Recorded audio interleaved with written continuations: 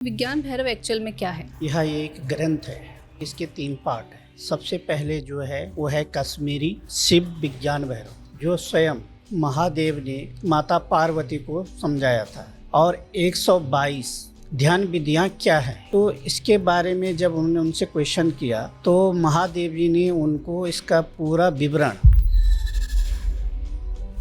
122 ध्यान विधियों को मतलब कैसे समझ सकता है कोई इंसान? क्या चीज़ है ये? जैसे कि मैं मुख्य बता देता हूँ, श्वास पे कंट्रोल करना, कि आप अपने सांसों को कंट्रोल करके कैसे ध्यान में जा सकते हैं। दूसरा इसमें है कि आप अपने विचारों को कैसे कंट्रोल कर सकते हो। अपने जीवन को परिवर्तन करने के लिए जो आपका सूक्ष्म शरीर है उसको केंद्रित करने के लिए इसमें विधि दे रखी है कि आप अपनी सूक्ष्म दृष्टि से अपनी अंतरात्मा को कैसे पहचान सकते हैं, बिना मंत्र बिना जाप के। तो इनसे मुझे ऐसा लग रहा है जैसे ये आध्यात्म से जुड़ने का एक तरीका है। लेकिन ये स्वयं देवों के देव आदिदेव महादेव ने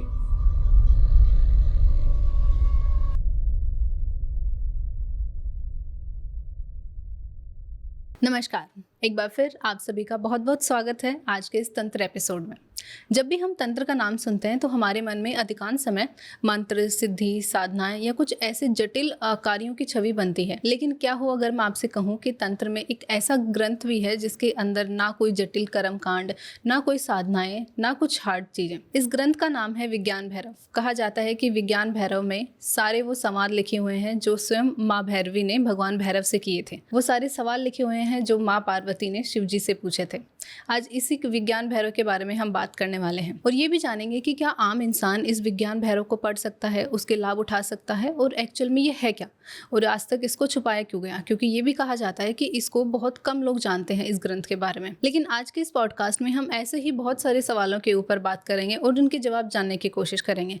तो आप आखिर तक बने रहिए और पूरी तरह हमारे साथ जुड़े रहें और जानने की कोशिश करें कि विज्ञान भैरव एक्चुअल में क्या था और आज इसका एक्चुअल में मीनिंग क्या है और ये कहाँ पाया जाता है। नमस्कार सर। नमस्कार। कैसे हैं आप? मैं ठीक हूँ, आप कैसे हो? मैं भी सर बहुत अच्छी, बहुत बढ़िया जी। सर, हम जैसे ऑफ कैमरा बात कर रहे थे तो आपने विज्ञान भैरव के बारे में काफ़ी सारी चीज़ें मुझे बताई थी। लेकिन सर मैं चाहती हूँ कि मेरे साथ साथ हमारी ऑडियंस को भी इस चीज़ के बारे में पता चले कि एक्चुअल में विज्ञान भैरव है क्या। क्योंकि जैसे अभी आप बता रहे थे कि ये छुपी हुई विद्या है, मतलब इसको लोग ज़्यादा इसके बारे में जानते नहीं हैं अभी। जी। तो सर हम बेसिक से स्टार्ट करते हैं कि विज्ञान भैरव एक्चुअल में क्या है। विज्ञान भैरव जो है यह एक ग्रंथ है। जी सर। ठीक है, इसके 3 पार्ट हैं। अच्छा। सबसे पहले जो है वो है कश्मीरी शिव विज्ञान भैरव। इसमें जो विवरण दिया गया है, जो स्वयं महादेव ने माता पार्वती को समझाया था। जी सर। जब माता पार्वती ने महादेव से क्वेश्चन किया कि तंत्र में है क्या, तंत्र में ध्यान विधियां किस तरीके से होती है, किस तरीके से साधनाओं का महत्व बढ़ता है, किस तरीके से साधना करनी चाहिए जी, या एक नॉर्मल इंसान साधना कर सकता है या इस ग्रंथ को पढ़ सकता है, तो उस पर इसका प्रभाव क्या पड़ेगा। अच्छा। ठीक है। और 122 ध्यान विधियां क्या है। अच्छा, जिनका इसमें वर्णन मिलता है। जी सर। तो इसके बारे में जब उन्होंने उनसे क्वेश्चन किया तो महादेव जी ने उनको इसका पूरा विवरण इस ग्रंथ में दिया। अच्छा। कि ध्यान विधियां क्या है, कितने प्रकार के ध्यान होते हैं, किस तरीके से हमें श्वासों पे कंट्रोल करना होता है, ध्यान कैसे केंद्रित होता है, इस तरीके से पूरी विधियों के बारे में इसमें उन्होंने दे रखा है। तो जो ये ग्रंथ है, इस ग्रंथ को बहुत कम लोग जानते हैं। ऐसा क्यों सर? क्योंकि अभी तक पूरी प्रचलन में नहीं आया ये ग्रंथ। लोगों को जहाँ तक समझते हैं कि जैसे भैरव गण होते हैं, इन चीज़ों के बारे में इनको पता है। हाँ। अगर ग्रंथ पढ़े भी हैं तो साधना संबंधी कि कौन से भैरव की साधना कैसे करनी चाहिए, कौन से इसके ग्रंथ है, इस ग्रंथों में क्या लिखा हुआ है, अधिकतर लोग इसी चक्कर में रहे। जी। लेकिन साधना से हट कर के एक नॉर्मल व्यक्ति के लिए, सांसारिक जीवन व्यापन करने वाले के लिए यह ग्रंथ कितना महत्वपूर्ण है और एक साधक के लिए कितना महत्वपूर्ण है, इसकी पूरी जानकारी इस ग्रंथ में है। कैसे नॉर्मल व्यक्ति साधक बनता है और इसको पढ़ करके इसके अंदर जो लिखा हुआ है उसको जीवन में उतार करके एक नॉर्मल इंसान अपनी लाइफ को कैसे परिवर्तन कर सकता है। अच्छा। जी। अच्छा सर, जब लोग विज्ञान भैरव के बारे में बात करते हैं या सुनते हैं, जितने भी कम लोगों को पता है, तो उन्हें ऐसा लगता है कि विज्ञान भैरव सिर्फ उन उन्नत साधकों के लिए है या जो पहुँचे हुए तांत्रिक हैं उन लोगों के लिए है सिर्फ। तो इस बारे में आप क्या कहना चाहेंगे? मैं इसके बारे में ये कहना चाहूँगा, ये जो ग्रंथ है हम्म। ये पूर्णतः जो क्वेश्चन है आपका ये सही नहीं है, क्योंकि ये ग्रंथ हर व्यक्ति के लिए है। अच्छा, नहीं सर, लोगों को ऐसा लगता है कि सिर्फ उन्नत साधकों के लिए है। मैं वही कह रहा हूँ कि ये एक साधक के लिए ही नहीं है।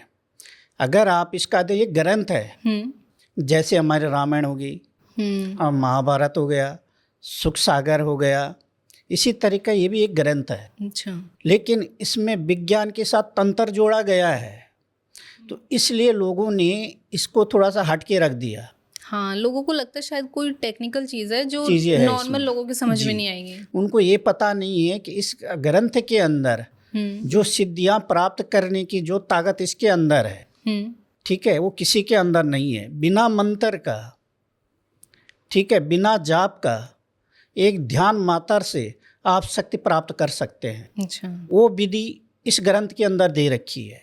लेकिन जहाँ विज्ञान जुड़ गया, वहीं से इस ग्रंथ को थोड़ा सा परिवर्तन करके किसी ने इसको पूरी तरह से जानने की कोशिश नहीं करी। सर, अभी जैसे आपने थोड़ी देर पहले बताया कि इसके अंदर 122 ध्यान विधियां हैं, तो 122 ध्यान विधियों को मतलब कैसे समझ सकता है कोई इंसान, क्या चीज़ है ये? जैसे कि मैं मुख्य बता देता हूँ, श्वास पे कंट्रोल करना, अपने श्वास द्वारा ध्यान लगाना। अच्छा। ठीक है, इसकी भी एक विधि है इसमें कि आप अपने सांसों को कंट्रोल करके कैसे ध्यान में जा सकते हैं। अच्छा, ये तो सर मेडिटेशन जैसा हो गया फिर। जी। दूसरा इसमें है कि आप अपने विचारों को कैसे कंट्रोल कर सकते हो। अधिकतर साधकों के सवाल होते हैं कि हम जब जाप करते हैं या ध्यान करते हैं तो हमारे मन में विचारों की श्रृंखला शुरू हो जाती है। जी। ठीक है, जिसके कारण ना वो जाप कर पाते हैं ना ध्यान कर पाते हैं, वो भटक जाते हैं। जितनी बार बैठते हैं, चाहे माला से बैठते हैं, करते हैं जाप या नॉर्मली करते हैं, तो उनके विचारों की श्रृंखला शुरू हो जाती है। तो उन साधकों के लिए ये पुस्तक बहुत ही महत्वपूर्ण है। इससे वो समझ पाएंगे कि हम विचारों को कैसे कंट्रोल करें। अच्छा। इसकी पूरी विधि उसमें दे रखी है।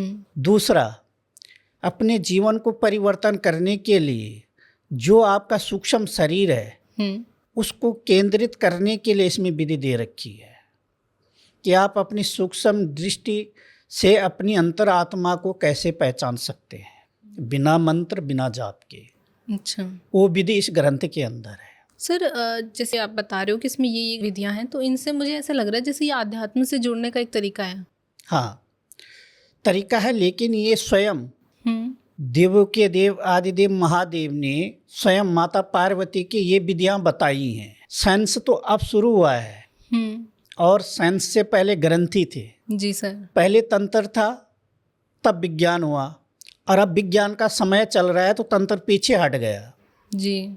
ठीक है, जो चीज़ें हमारे पुराणों में लिखी हुई है वो चीज़ें अभी सामने घटित होती दिखाई देती है। जी सर।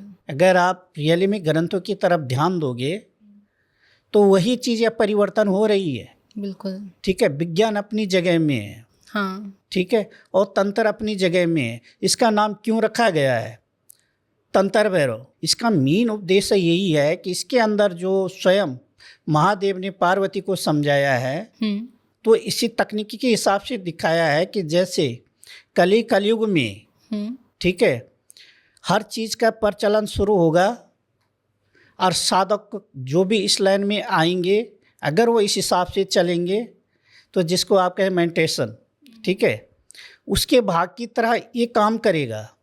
ये कैसे? उसमें भी यही सिखाया जाए कि आपको ध्यान कैसे लगाना है, लेकिन उसमें ईश्वर प्राप्ति का कोई मतलब नहीं है। जी। लेकिन इस ग्रंथ में जो ध्यान के लिए कहा गया है उसमें साथ में ये भी कहा गया है कि आप अपने इष्ट को, ईश्वर को, शक्ति को, खुद को कैसे पहचान सकते हो। अच्छा। सबसे ज़्यादा फोकस किस पे है कि मैं कौन हूँ, यानी जो इसमें तीसरे नंबर पे दिया गया है ध्यान विधि, वो शून्य है। अच्छा। शून्य माने मैं, शून्य माने शिव, ठीक है, शून्य माने पृथ्वी, ठीक है। इन चीज़ों को आप कैसे पहचानोगे? इन चीज़ों को तब पहचानोगे जब आप खुद को पहचान लोगे। बिल्कुल, मैं कौन हूँ, ठीक है। तो उसके इसमें पूरी विधि है कि शून्य से आप खुद को कैसे पहचान सकते हो और शून्य का महत्व क्या है। किसी भी चीज़ में देखो, अगर आपने शून्य के आगे संख्या जोड़ दी तो उसकी कीमत बढ़ जाती है। बिल्कुल सर। ठीक है, वो कीमत हट गई तो वो शून्य है, माने जीरो है, किसी हाँ। काम का नहीं है। लेकिन वही जीरो सबसे काम का है। हाँ बिल्कुल। हमारे तंत्र में वही जीरो सबसे काम का है, क्योंकि आपने अगर शून्य को पहचान लिया तो आपने खुद को पहचान लिया, खुद को पहचाना तो आपने शिव को पहचान लिया, शिव को पहचाना पूरी सृष्टि को पहचान लिया। अच्छा। समझ, तो ये पूरा जो शून्य विद्धि उसमें दे रखी है, ये सबसे महत्वपूर्ण है। अच्छा।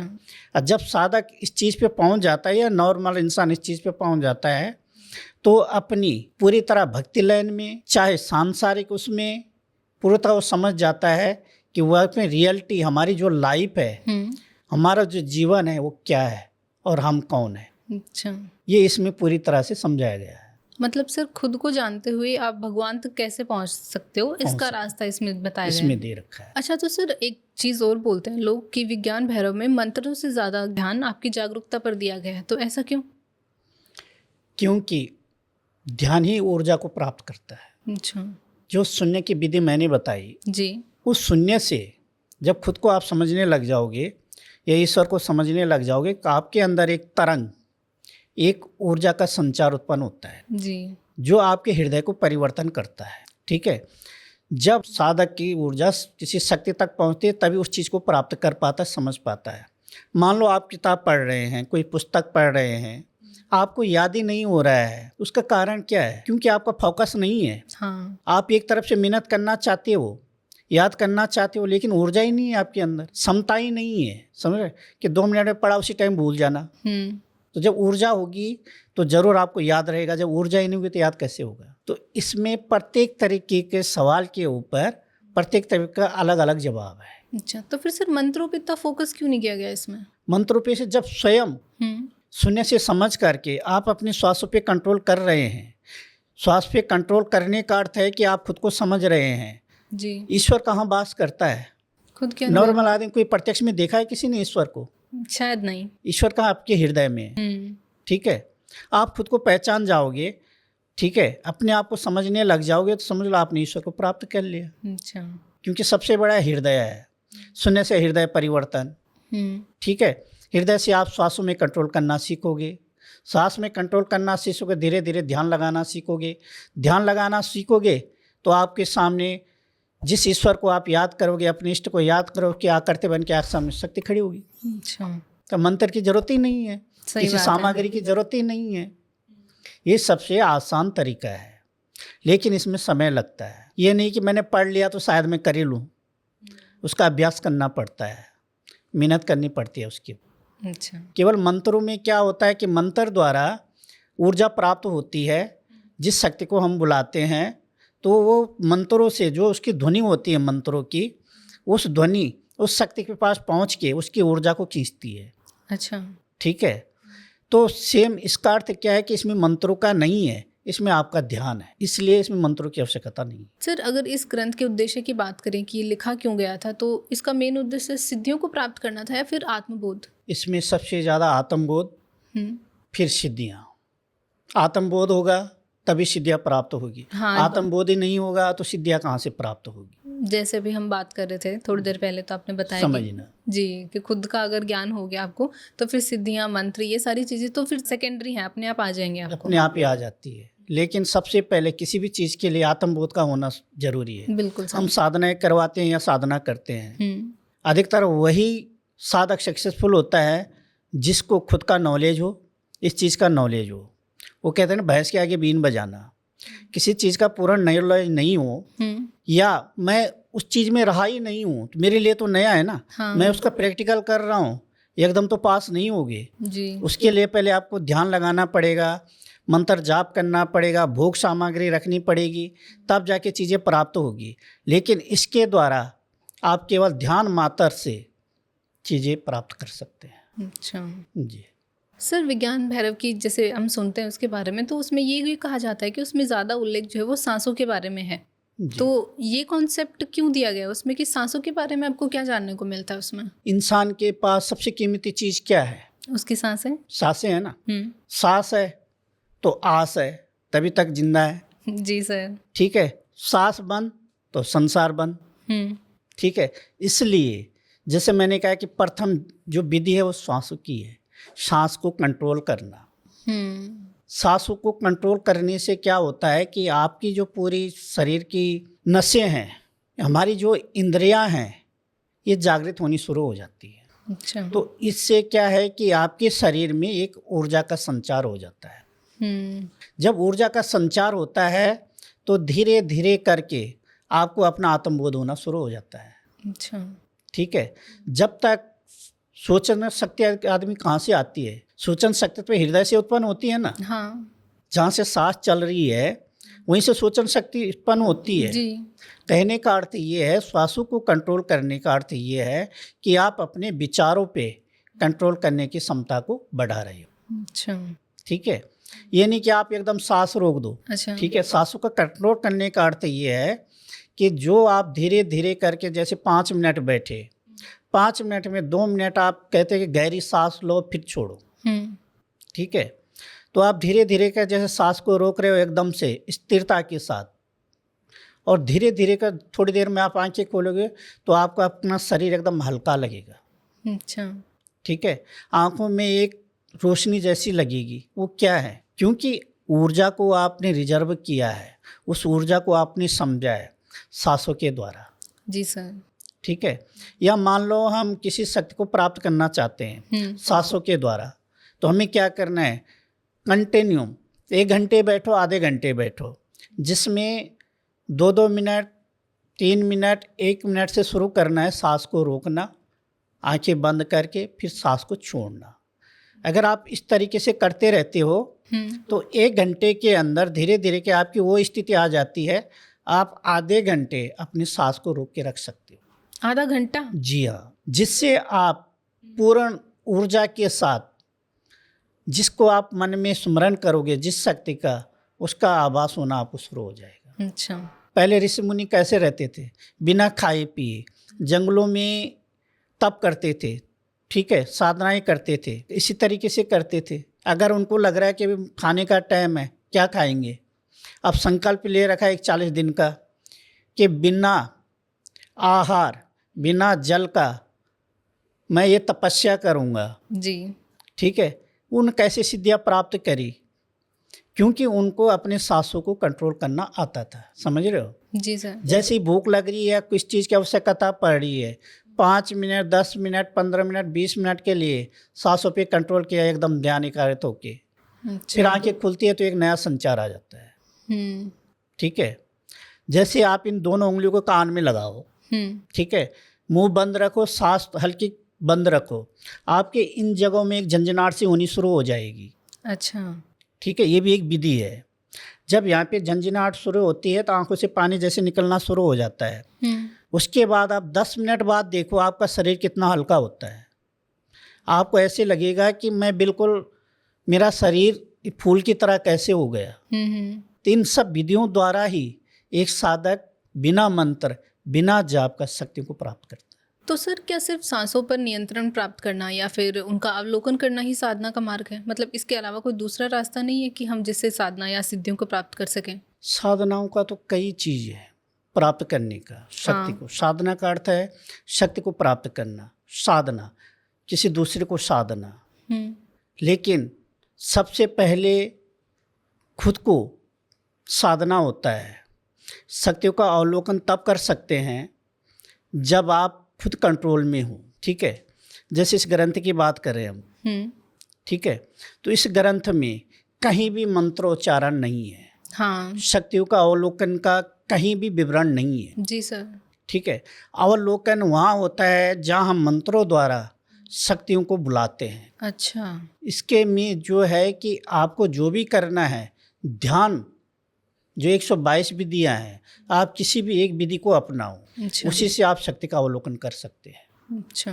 जी। सर विज्ञान भैरव के अंदर जो भी तकनीकों के बारे में बात हुई है, जैसे एक के बारे में तो अभी हमने जाना कि सांसों पर कंट्रोल करना या सांसों को ऑब्जर्व करना, तो सर ये जो भी पुरानी तकनीकें हैं इनका आज के जो आधुनिक जीवन है इसमें कितना असर है, और क्या मतलब इस विज्ञान के थ्रू हम आज के जीवन को सही कर सकते हैं? जैसे कि आजकल के टाइम पे आपने जगह जगह योगा सेंटर खुले हुए हैं, जी। योग द्वारा ध्यान सिखाया जाता है। हम्म। ठीक है, ये कई आश्रमों में स्पेशली यही चलता है कि सांसों के द्वारा कंट्रोल करना। ठीक है, योग द्वारा, व्यायाम से, तो कैसे हम शक्ति को प्राप्त करें। ठीक है, लेकिन हर चीज़ का महत्व तो शक्ति से नहीं है। अच्छा। ठीक है, इससे क्या होता है कि आप खुद के शरीर को मजबूत बना सकते हैं, कंट्रोल कर सकते हैं, शक्ति को प्राप्त नहीं कर सकते हैं। शक्ति को प्राप्त आप तभी कर सकते हैं जो इस ग्रंथ में विद्या दी गई है। आपको इन जगहों में जाके सिखाया क्या जाता है, केवल ध्यान करना, लेकिन फोकस नहीं सिखाया जाता कि किसी चीज़ पे फोकस कैसे होता है। क्योंकि मैं खुद योगा करवाता हूँ। अच्छा। ठीक है, तो हम लोग का मीन क्या होता है कि आपको ध्यान केंद्रित कैसे करना है। ठीक है, हम ये नहीं बताते कि आप शक्ति को कैसे आकर्षण करना है। अच्छा। ठीक है, और इस ग्रंथ में जो लिखा है ध्यान के साथ आकर्षण है कि आप किसी ऊर्जा को अपनी तरफ कैसे आकर्षण करोगे बिना मंत्र, बिना जाप के। अब इसमें हम क्या कहते हैं कि हम कहते हैं कि अगर आपको ध्यान मुद्रा में है तो आपको किसी भी इष्ट का स्मरण करना है। अच्छा। ठीक है, इसमें कोई स्मरण नहीं है। अच्छा, तो ये फर्क है इनमें। बिल्कुल ब्लैंक होके करना होता है ये? बिल्कुल। अच्छा। जैसे आप नॉर्मल हो, किसी बारे में सोच रहे हो, ऑटोमेटिक वो सोच आपकी खत्म हो जाती है।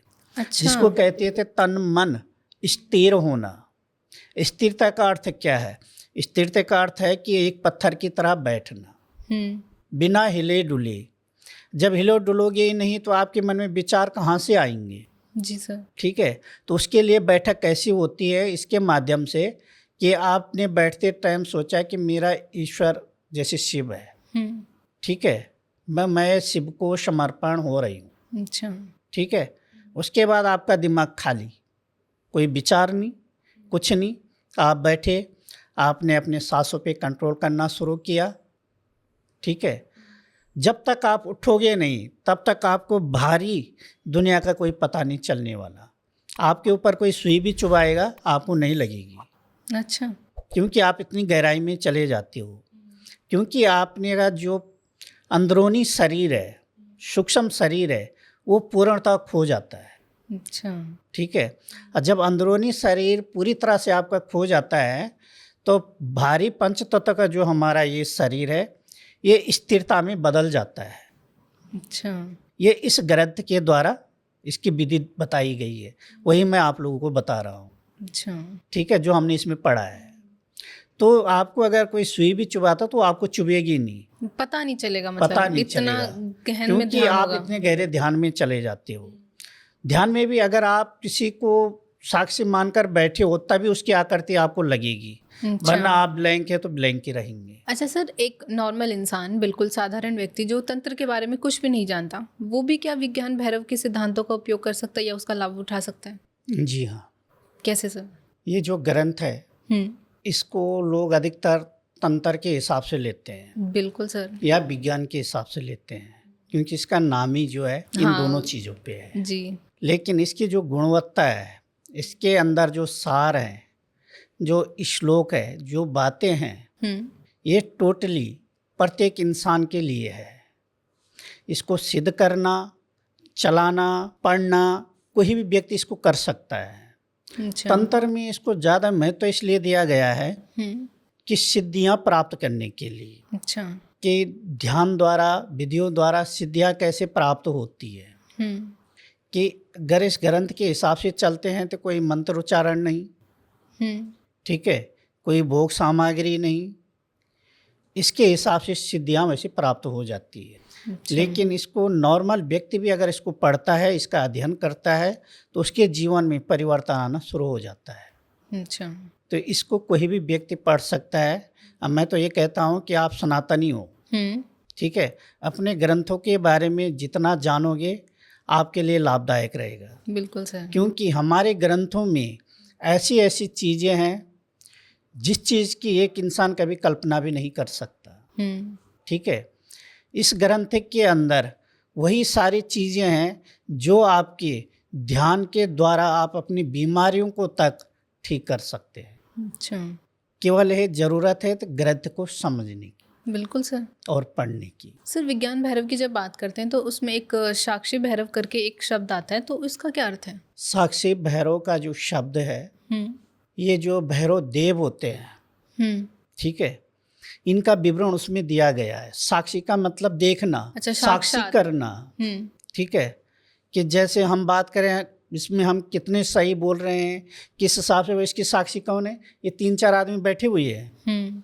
तो साक्षी का अर्थ है तो हम किसी भी चीज़ को साक्षी करके अगर इस चीज़ को पढ़ते हैं, ठीक है, इस पे अध्ययन करते हैं तो उससे हमें ज़्यादा एनर्जी प्राप्त होती है। अच्छा जी सर, विज्ञान भैरव के अंदर जो भी साधनाओं का जिक्र किया गया है या जो भी ध्यान विधियों के बारे में बात की गई है, वो सारी इसी धर्म की या इसी संप्रदाय तक सीमित है या फिर और आगे भी इसका वर्णन है कहीं पे? विशेषकर ये हमारे सनातनी पुस्तकें हैं, सनातनी ग्रंथ हैं। ठीक है, तो इसका महत्व हम लोग ही ज़्यादा समझ सकते हैं। बिल्कुल सर। ठीक है, जो इसका अध्ययन करे।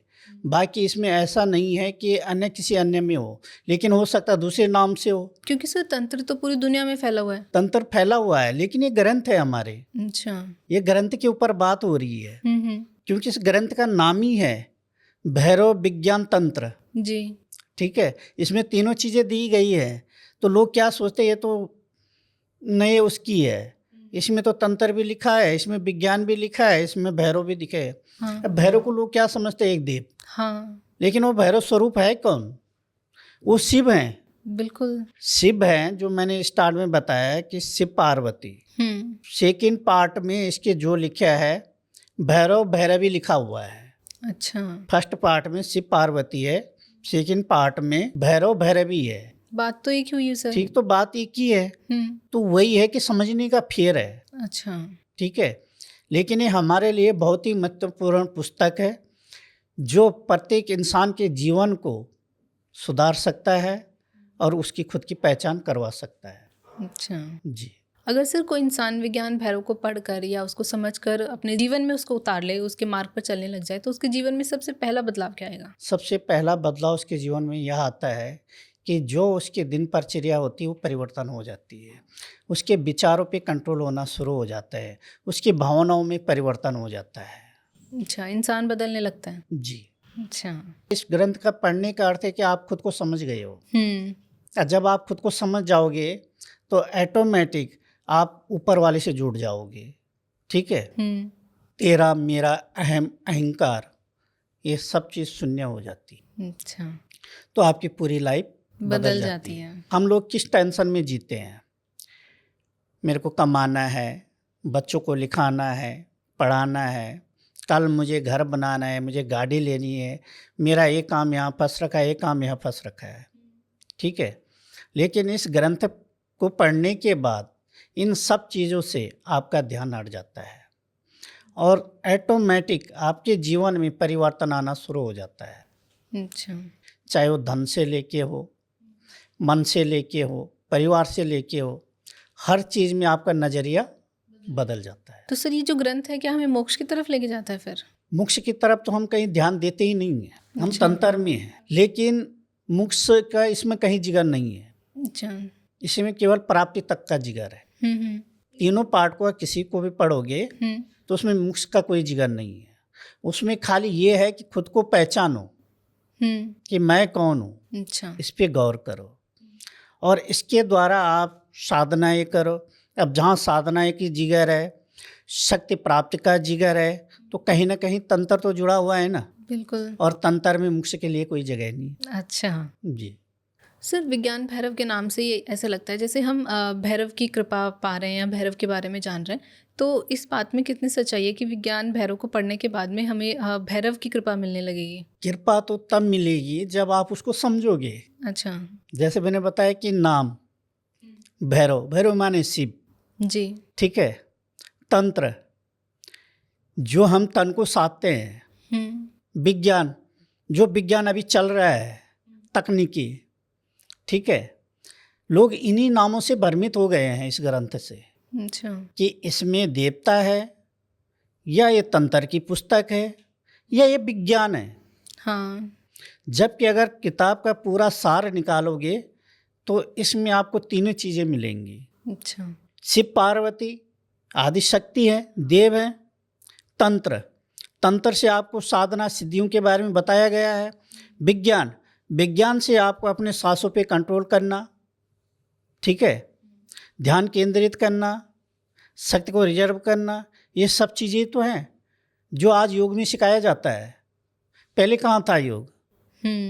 था भी, लेकिन किसी को पता नहीं है। जी सर, था तो बहुत पहले से, लेकिन अब जाके आया है जब विज्ञान ने कहा कि हाँ ये चीज़ें करो। डॉक्टर कहते हैं कि आप सुबह मॉर्निंग वॉक में जाओ, ठीक है, योग करो, प्राणायाम करो, अनुलोम करो, विलोम करो। ये क्या है? ये योग के तो पार्ट है। तो ये चीज़ें अब आई है विज्ञान द्वारा, लेकिन ये बहुत पहले से है। उन्हीं चीज़ों का तो इसमें विवरण है और है क्या।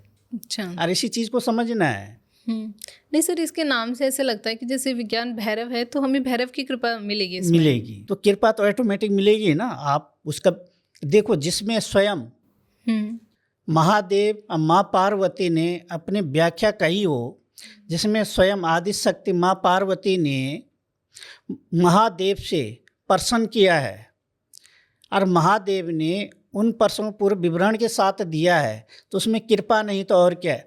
इससे बड़ा रास्ता आपको और इससे बड़ा गुरु कौन मिलेगा जो पुस्तक में आपको पूरा ज्ञान दे रहा है, किस तरीके से आपको ध्यानों को कंट्रोल करना है, किस तरह खुद को पहचाने, सांसों पे कंट्रोल किस तरह से किया जाता है, हृदय परिवर्तन किस हिसाब से किया जाता है, आपकी बैठक का क्या प्रोसेस होना चाहिए, आपका ध्यान का क्या प्रोसेस होना चाहिए।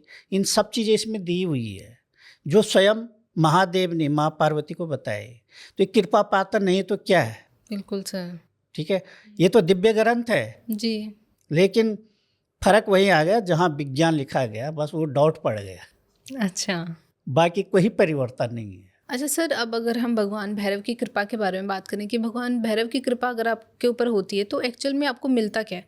मतलब ज्ञान मिलता है, साधनाएं मिलती हैं, सिद्धि मिलती है, या आपके अंदर एक जागरूकता आती है? सबसे पहले जो मिलता है आपको, वो आपको साहस, धैर्य, वीरता, परिवर्तन इसमें आता है। अच्छा। जो सबसे पहले मिलता है, ठीक है।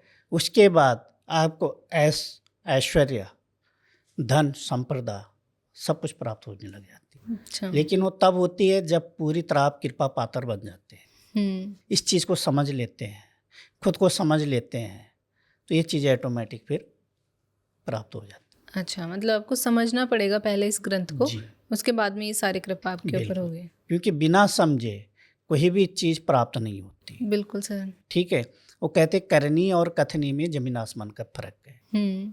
फिर हर चीज़ एक तरीके से नहीं होती, हर शक्ति एक तरीके से नहीं होती, प्रत्येक श्लोक का अर्थ अलग है। जैसे मैंने 122 ध्यान विधि दी है इसमें, तो प्रत्येक विधि का अपना अपना महत्व और अपना अपना अर्थ है। ठीक है, जैसे इंसान है, सब एक जैसे तो नहीं होते। हाँ। सबकी अपनी अपनी आदतें हैं, अपने अपने विचार हैं, उसी तरीके से इसमें सब कुछ समझाया गया है। अच्छा जी सर, अब अगर लास्ट में हम ये चीज़ समझना चाहें कि भगवान भैरव की साधना में और विज्ञान भैरव में क्या संबंध है, तो आप उसे कैसे समझाएंगे? मैं तो ये समझाऊंगा कि विज्ञान भैरव एक ग्रंथ है, तंत्र ये एक ग्रंथ है, और भैरव एक देव है। जी। और इस पुस्तक में जो दिया गया है वो स्वयं शिव यानी भैरव, शिव भैरवी, इन्होंने स्वयं पूरा विवरण लिखा हुआ है। तो देव देव हैं, ये ग्रंथ है। हाँ। इनमें इनकी लिखी हुई व्याख्या है जो इन्होंने खुद अपने लिए प्रयोग करा। तंत्र कहाँ से शुरू है? तंत्र माता पार्वती से शुरू है। जब महादेव ने माता पार्वती को सिखाया था, वहीं से तंत्र शुरू हुआ है। तो ये पूरी कहानियों का एक निचोड़ है। अच्छा। तो शिव भैरव ये देव हैं, ठीक है, और ग्रंथ में इनकी व्याख्या है। अच्छा, कि कैसे शक्तियों को प्राप्त किया जाता है। ये तो सर आपने बहुत ही सिंप्लीफाई करके बता दिया इस चीज़ को। जी, thank you so much sir, बहुत मज़ा आया आज आपसे फिर से बात करके और ये विज्ञान भैरव के बारे में बात करके, विज्ञान भैरव के बारे में जान के।